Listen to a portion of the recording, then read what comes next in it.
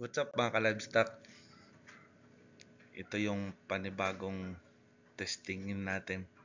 Sabi ng aking asawa na testingan ko daw. First time ko to kung gagawin.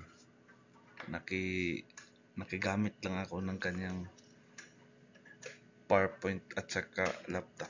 So I'm going to discuss to you the principles of cattle production. Part 1. So, ano nga ba yung pillars ng pagiging productive ng ating mga livestock? So we have 4 pillars of livestock productivity.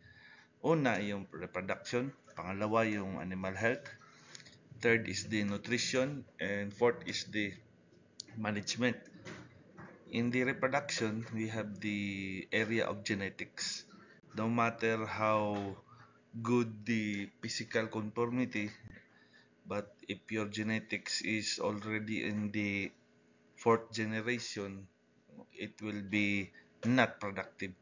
In the animal health, the impact of animal health will then again contribute to the reproductive capacity of the animal.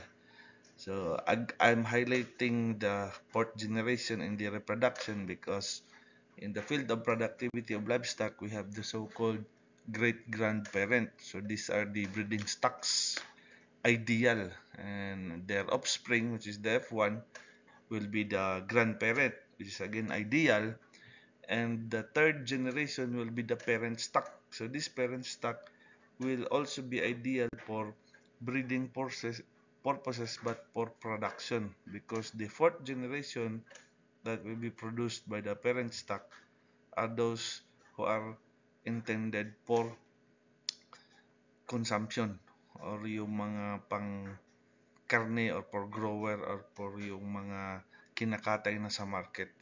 So ideally not siya intended for genetic material.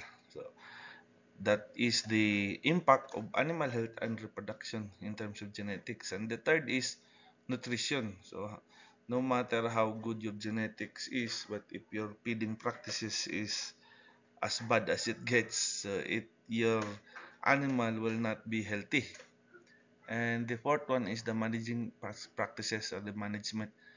So no matter how good your feeds are, your animal health program, your reproductive genetics is top tier, but your personnel who manage it is somewhat not that committed, and it all boils down to the failure of your production.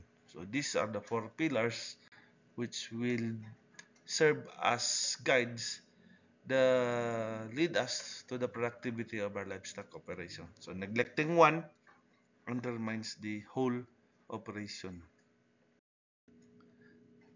What is this breeding and reproductive health management? Our objective is to, number one, is to reproduce efficiently and ensure herd sustainability. So through the application of science-based breeding and practices, successful reproduction is the foundation of livestock productivity.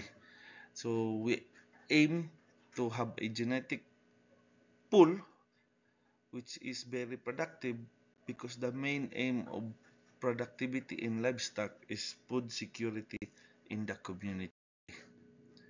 And how do we select the healthy breeding stock? Again, as I've said earlier, we have to trace back the genetic lineage, whether it's great-grandparent, a grandparent, or parent stock. So the productivity of the any herd begins with the quality of breeders. So selecting suitable animals ensures high conception rates and vigorous offspring. So what is the conception rate? Ito yung ability of the female cow or female animal to conceive successful pregnancy. Key criteria: cattle and carabaos reaches breeding maturity from 18 to 24 months. So avoid breeding animals that are too young because they have a underdeveloped reproductive organs, or too old because it has a reduced fertility. So you can see in the guide, as